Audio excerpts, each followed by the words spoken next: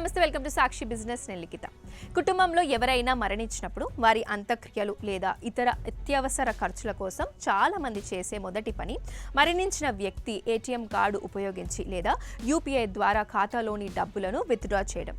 ఇది సర్వసాధారణంగా జరిగే విషయమే అయినా చట్టపరంగా బ్యాంకింగ్ నిబంధనల ప్రకారం ఇది తీవ్రమైన నేరంగా పరిగణిస్తారని మీకు తెలుసా?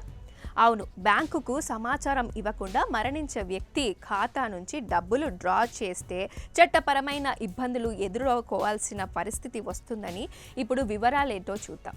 కార్డు వాడడం ఎందుకు చట్టవిరుద్ధం?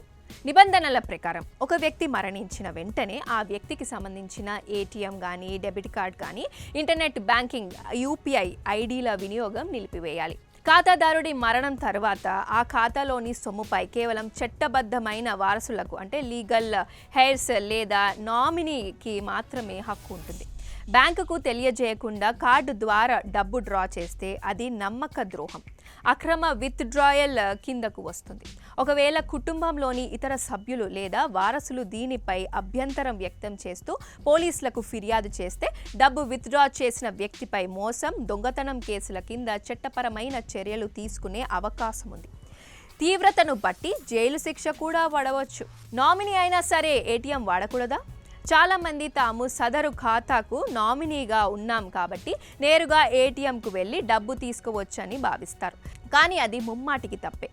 నామినీ అయినప్పటికీ బ్యాంకింగ్ ముందస్తు సమాచారం ఇవ్వకుండా అనాధికారంగా ఏటీఎం లేదా ఆన్లైన్ ద్వారా డబ్బులు బదిలీ చేసుకోకూడదు. నామినీ అనే వ్యక్తి కేవలం మరణించిన వ్యక్తి సొమ్ముకు బ్యాంకింగ్ వద్ద ఒక ట్రస్ట్ లాంటి వాడు మాత్రమే. చట్టపరమైన ప్రక్రియ పూర్తి కాకుండా ఆ డబ్బుని తాకడానికి వీల్లేదు. ఖాతాదారుడు మరణించిన తర్వాత కూడా పెన్షన్ లేదా ఇతర ప్రభుత్వ పథకాల డబ్బులను సదరు ఖాతాలో జమ అయితే వాటిని ఏటీఎం ద్వారా విత్డ్రా చేయడం పెద్ద నేరం అవుతుంది. ఆ సొమ్మును తిరిగి ప్రభుత్వానికి అప్పగించాల్సి ఉంటుంది. ఖాతాలోని డబ్బును చట్టబద్ధంగా ఎలా పొందాలి? మరణించిన వారి ఖాతాలోని సొమ్మును సురక్షితంగా చట్టబద్ధంగా విత్డ్రా చేయడానికి బ్యాంకింగ్ నిర్దిష్టమైన క్లెయిమ్ ప్రక్రియ అంటే ఒక ప్రాసెస్ని అందిస్తున్నాయి. మొదటి విడతలో భాగంగా మరణ ధృవీకరణ పత్రం పొందడం. ముందుగా మున్సిపాలిటీ లేదా సంబంధిత ప్రభుత్వ కార్యాలయం నుంచి ఖాతాదారుడి డెత్ సర్టిఫికెట్ తీసుకోవాలి. రెండో విడతలో భాగంగా బ్యాంకును సంప్రదించడం. సదరు వ్యక్తికి ఏ బ్రాంచ్లో అయితే ఖాతా ఉందో అక్కడికి వెళ్ళి ఖాతాదారుడి మరణించిన విషయాన్ని రాతపూరికంగా తెలియజేయాలి. దీంతో బ్యాంక్ ఆ ఖాతాను తాత్కాలికంగా హోల్డ్లో ఉంచుతుంది.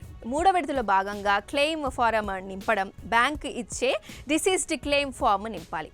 ఖాతాకు నామినీ ఉంటే ప్రక్రియ చాలా సులభం అవుతుంది. నామినీ లేకపోతే చట్టబద్ధమైన వారసత్వ ధృవీకరణ అంటే లీగల్ హెయిర్ సర్టిఫికేట్ సమర్పించాల్సి ఉంటుంది.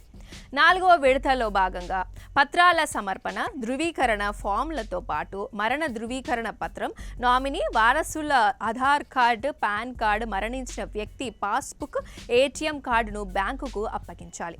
బ్యాంక్ అధికారులు వీటిని ధృవీకరించిన తర్వాత ఖాతాలోని సొమ్మును నామినీ లేదా వారసుల ఖాతాకు బదిలీ చేస్తారు.